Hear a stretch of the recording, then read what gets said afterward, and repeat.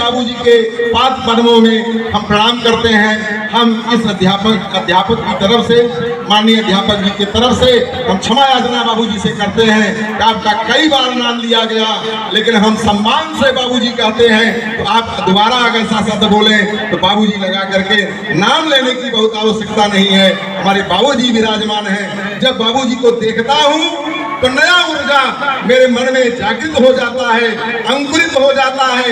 न जाने कितनी ऊर्जाएं मेरे हृदय में भर जाती हैं। और मैं आपको एक बात बता देना चाहता हूं, जितने अध्यापक बंधु हैं, अध्यापिका हैं, छात्राएं हैं, हमारे अभिभावकगण हैं, या जितने भाई हैं या जितने इनके लड़के हैं हमारे प्रबंध तंत्र के, वो उनमें चरित्र का दोष नहीं है। जीवन में सबसे बड़ा दोष चरित्र दोष होता है। या स्वाभिमानी है, स्वाभिमान के साथ समझौता नहीं करते, लेकिन अभिमानी नहीं है। और चरित्र के मामले में जहां तक मुझको जानकारी है, मैं बारीकी से अध्ययन करता हूं, चरित्र के मामले में कोई माई का लाल किसी भी छोटे बच्चे पर भी कलंक नहीं लगा सकता।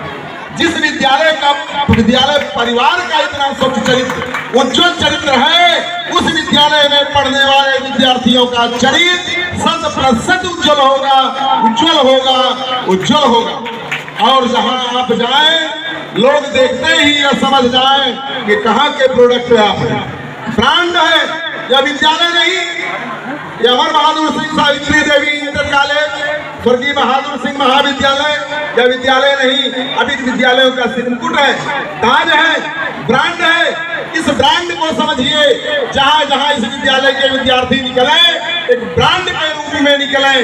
कहां से निकले विद्यार्थी हैं? हम बाबू अमर बहादुर सिंह सावित्री देवी इंटरमीडिएट कॉलेज एवं स्नातक विद्यालय से निकले हुए विद्यार्थी हैं। चमकते रहे, दिखाते रहे। इसलिए मैं निवेदन करता हूं, इस निर्जन वन में मैंने कई बार कहा है, आज मुझे खल रहा है, इस क्षेत्र के हमारे परम हितैषी, इस विद्यालय परिवार के बड़े हितैषी श्री सुबेदार शुक्ला जी हम लोगों के बीच में नहीं है। वह कहते थे, गुरुवर बांध लो तूफान मुट्ठियों में, तूफान बांध लो गुरुवर। तो मैं हंसता था, पूछता था नेताजी आप क्या कह रहे हो? बोले गुरुवर आप बात को समझोगे बाद में, जब नहीं रहेंगे तब समझो। या तूफान बांधा जा रहा है इस निर्जन वन में। इस निर्जन वन में कोई चलने की औकात नहीं थी कि 7 बजे के बाद चलते, लेकिन तूफान को बांधा गया और रात में रात हो रही। चाहे जब आए, निष्कंटक रूप से आप आते रहे, जाते रहे। कोई माई का लाल इतना किस ब्रांड के हैं तो कोई गलत दृष्टि से आपको देख नहीं सकता, जहां तक मेरी जानकारी में चैलेंज के साथ करता हूं। इसलिए मैं पुनः विद्यार्थियों से निवेदन करता हूं, ऐसे सुसज्जित सज्जन परिवार द्वारा आच्छादित निर्जन वन में नंदन कानन बिछाने का कार्य जिन्होंने किया है, ऐसे समस्त सिंह परिवार के हम सम्मानित जनों के पावन चरण का स्पर्श करते हैं, उनके विचारों का अभिनंदन करते हैं, उनके विचारों का स्वागत करते हैं, उनके विचारों को नमन करते हैं। आज स्वतंत्रता दिवस के पावन पर्व पर जो शांति, क्रांति, सहजता, न्याय का प्रतीक हमारा तिरंगा ध्वज है, इस ध्वज के नीचे न जाने कितने आवाल वृद्ध नारी वनिता अपने प्राण को न्यौछावर कर दिए, तब जाकर के स्वतंत्रता दिवस मुझको मिली है। स्वतंत्रता दिवस के अवसर पर हम आपके साथ एक संकल्प लें, एक दृढ़ इच्छा रखें, जो विद्यालय में पढ़ाया जाए उसको हमको पढ़ करके आना है। कल जो पढ़ाया जाएगा उसको पढ़ करके आएंगे। अगले 26 जनवरी में जब आप मिले, मुझको व्यक्तिगत अनुभव बताइएगा। गुरुजी आप जो अनुभव बताए थे वह अनुभव हवा में चलने वाला था, काम में आने वाला अनुभव था। इसलिए मैं आपसे निवेदन करता हूं, क्योंकि अभी आपका उम्र कम है, उम्र कम होने का 2 माध्यम बनता है, या तो आप बन जाएंगे या तो आप बिगड़ जाएंगे। यह इस दौर पर आप चल रहे हैं। जब 11वीं 12वीं का छात्राएं होती हैं तो बनने बिगड़ने का 2 रास्ते होते हैं, तो बनना है कि बिगड़ना है, क्योंकि किशोरावस्था चल रहा है। किशोरावस्था स्वच्छंद की अवस्था होती है। जब आगे आप समाजशास्त्र पढ़ेंगे, समाजशास्त्र के अनुकरणीय में विषय में आप जाएंगे, सोशल लर्निंग जब आप पढ़ेंगे तो आपको मालूम होगा किशोर किसी के नियंत्रण में नहीं रहना चाहता, वह स्वच्छंद होना चाहता है। जो व्यक्ति स्वच्छंद हो जाएगा, जो भी विद्यार्थी अपनी इच्छा के अनुसार काम करेगा वह बिगड़ जाएगा। जो विद्यार्थी विद्यार्थी अध्यापकों के कुशल नेतृत्व में काम करेगा, कुशल नेतृत्व में पढ़ेगा, अपने को बांध करके रखेगा, तूफान को मुट्ठियों में जो लेगा, निश्चित ही वही आने वाले समय में देश के विभिन्न उच्च पदों पर, शीर्षस्थ पदों पर बैठ करके अपना नाम रोशन करेगा, इस विद्यालय परिवार का नाम रोशन करेगा, इस क्षेत्र का नाम रोशन करेगा। मेरे प्रिय विद्यार्थियों, मैं बोलता बहुत हूँ, बोलने की मेरी आदत है, बोलने का सरकार ने मुझको लाइसेंस दिया, तो मैं बोलता ज्यादा हूँ, इसलिए थोड़े संक्षेप में सारांश में सेंट्रल आइडिया जैसे आप लोग लिखते हैं, उस आइडिया के तहत 2 मिनट में अपनी बात को समाप्त करता हूँ।